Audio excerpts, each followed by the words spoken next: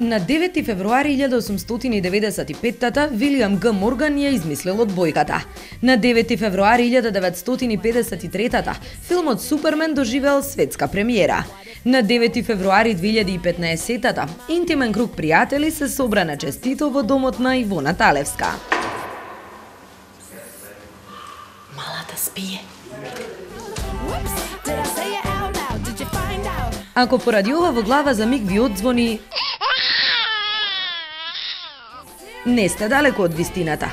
Од пред 3 дена Ивона на вистина има мала. Малата се вика Нала и е досега најдрагиот роденденски подарок. Човек само што многу ве сака може толку добро да ви мисли да ви даде таков подарок што ќе ве усреќи и ќе биде со вас најмалку 15 години. Иако не е тип кој ги крие годините, напротив, ние сепак се одлучивме да се водиме по познатата дама за години не се прашува. Па наместо да ги броиме светичките на тортата, онаа вистинската која се уште се чекаше да пристигне, заеднички ги отворивме семејните фотоалбуми. Не сум го направила ова, па ја го вукаме. Да. Не сум го направила ова добри 5-6 години. Тоа е журка за 3 или 4 роден ден, не знам, некако така личи.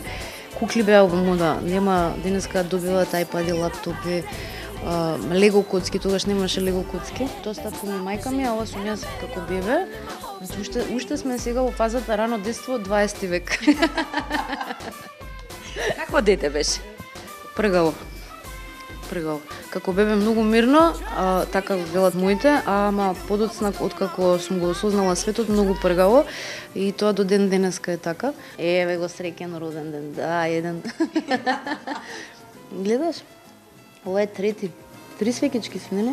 Ги отвараше секогаш подаруците веднаш кога ќе ги примеше на роден ден? Кондурите, да, и со кондури спијам од дете. Смешно, ама така е. Мајка ми може да ти биде жив сведок и татко ми исто.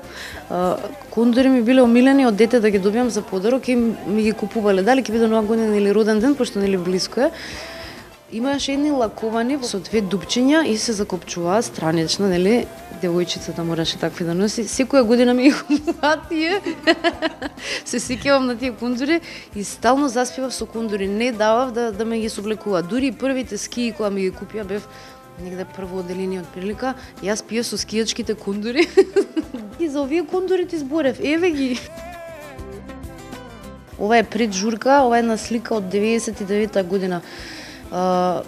Не изгледа како журка, ама е работен ден после кој бевме да го прославиме мојот 23-ти роден ден, тоа е само што дојдов во Сител. Што е со роденденската торта и ритуалот на дување светички? Свеки, да, свекички и торта, да, сакам. Па веројатно сите во нас носиме некакви скриени желби и добиваш надеж, знаеш, кога ќе ги дувнеш тие свекички, добиваш надеж сега дека има шанса тие да се исполнат. Кога сме кај сладкото? Еве го брат ми на роден ден, види го. Еве го детето, кога не му даваат да јаде благо. Не е ова роденденска слика, ама овде толку сум само бендисана.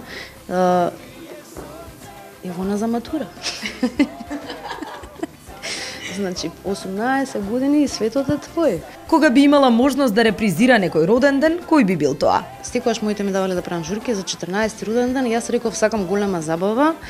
Ајде ќе преш голема забава и не ги собираше сите луѓе кај нас дома во куќата и ми дадоа у кафичта правам.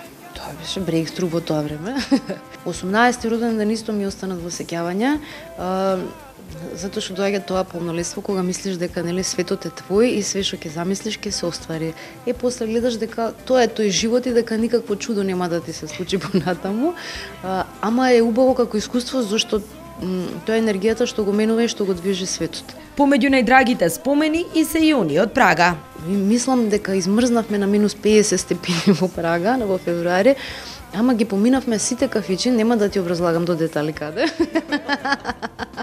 Ама можеш да претпоставиш каква журка беше таа до Пеца Бајле.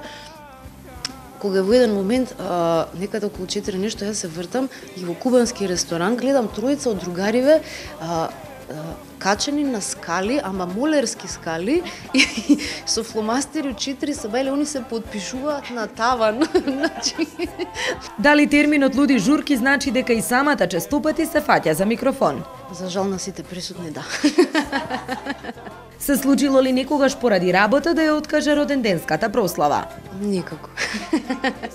Така беше и вчера. Долгиот работен ден не беше пречка за интимната роденденска afterwork журка во семејна атмосфера. Еден од подрагите родендени ми е денешниот, исто така, зашто прв пат го поминувам во приватна, интимна атмосфера, нема да биде голема журка.